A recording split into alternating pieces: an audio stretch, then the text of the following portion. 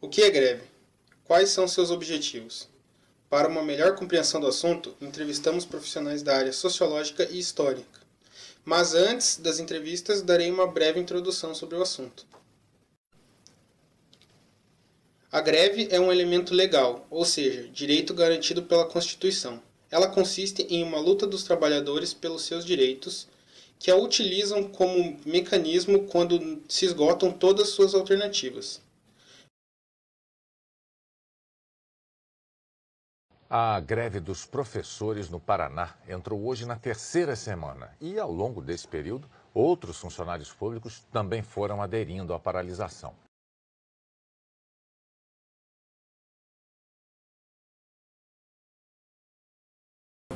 Subiu para 13 o número de estados afetados pela paralisação dos caminhoneiros. Em pelo menos 12 foram registrados bloqueios nas estradas.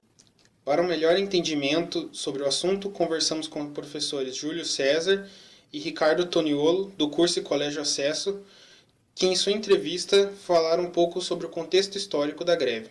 Na história, onde surgiu o conceito de greve e como surgiu os primeiros movimentos grevistas no mundo?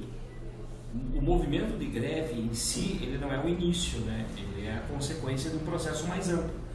Quando, do advento da Revolução Industrial, começa uma expropriação dos trabalhadores que viviam no campo, porque é ali que nasce um processo intenso de urbanização, e principalmente ligado à Inglaterra, depois se espalha para o continente europeu, mas é essa contradição, né, entre a forma de viver rural e uma nova forma de viver urbana, que vai acarretar uma série de novas demandas dos trabalhadores, que vai levar, entre outras, à greve.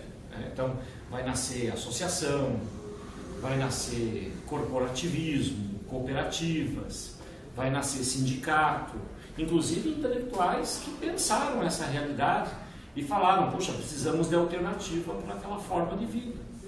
O Robert Owen, Proudhon, Saint-Simon, que vão pensar alternativas de economia para essas pessoas que foram expropriadas da terra desde o século XVIII, né, os enclauses e tal. Porque, por exemplo, quando você tem lá a venda do trabalho, que no caso aí é o mundo da fábrica, você está vendendo o seu trabalho em troca de salário, tá? E aí às vezes você acaba entrando numa contradição que aquilo que você produz você não consegue sequer consumir, que aí você tem a contradição do mundo do trabalho. Essa contradição do mundo do trabalho que gera esse movimento de greves. Tá? Lógico, teve manifestações antes de revoltas camponesas na Idade Média, teve revolta de plebeus na Roma Antiga, mas greve da forma como você está perguntando para a gente é Revolução Industrial para frente. No Brasil, por exemplo, a primeira grande greve é de São Paulo, de 17, quando rola lá a implantação de uma Revolução Industrial no Brasil. Então as mesmas contradições que aconteceram lá atrás acabam acontecendo no Brasil depois. Tem uma ligação entre as greves atuais com essas primeiras greves do Brasil? Não necessariamente, porque as demandas podem ser iguais, às vezes podem ser diferentes. Então, não necessariamente.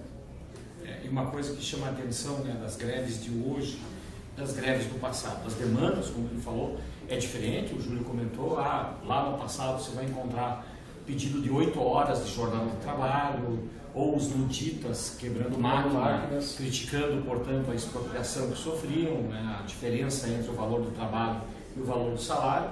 Vamos encontrar hoje demandas contemporâneas, que é uma questão salarial, condições de trabalho.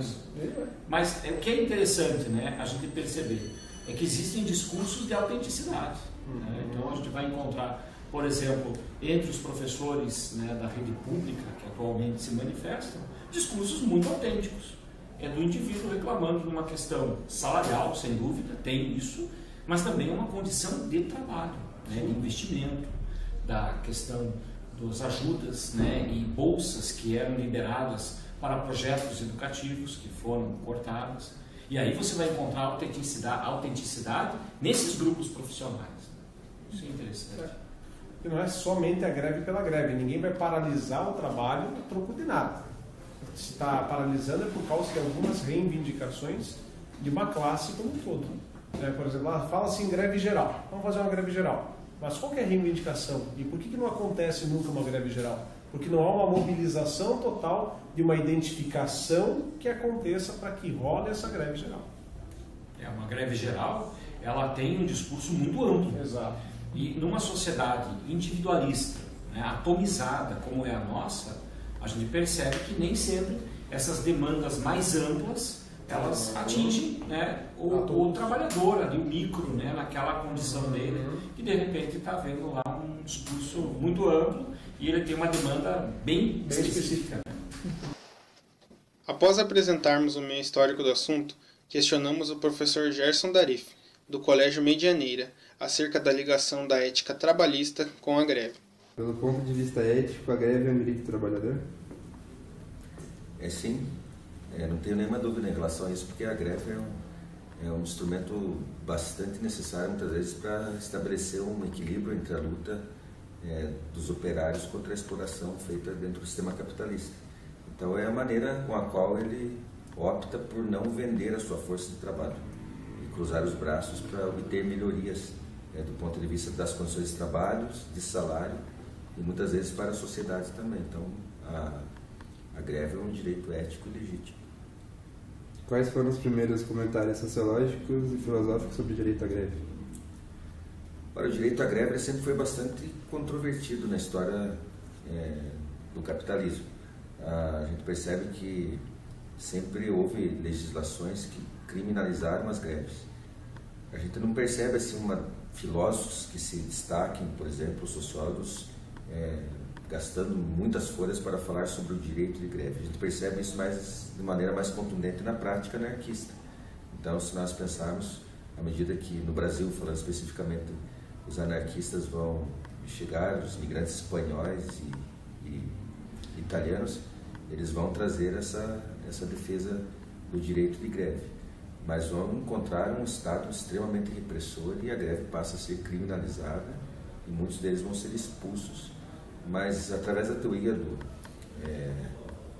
do Bucarim, através da teoria de outros companheiros anarquistas, a gente percebe que isso vai se consolidando. Né? Não podemos esquecer, por exemplo, do Bakunin, do Kropotkin, que eram teóricos anarquistas que falavam do direito do trabalhador de resistir à exploração do capital. Qual é a diferença dos principais éticos na época dos metalúrgicos e nas greves de hoje em dia? Olha, eu diria que se você está falando da greve no final dos anos 70, início dos anos 80, as greves dos metalúrgicos, elas eram marcadas ali por uma retomada da tentativa do regime democrático e havia não só a ideia de você conseguir melhores condições, mas também a ideia de você melhorar a sociedade e trazer a democracia.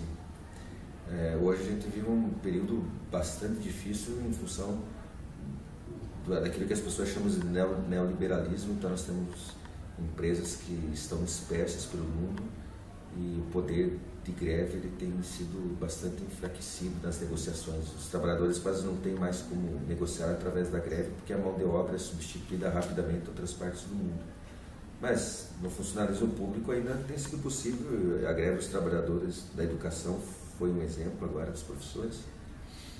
Mas eu diria que a grande diferença é que são contextos econômicos muito diversos, políticos, e hoje tem sido muito difícil mobilizar as pessoas e manter e sustentar uma greve como era nos modos antigos, até pela inserção de tecnologia e a ameaça constante de desemprego na qual as pessoas estão inseridas.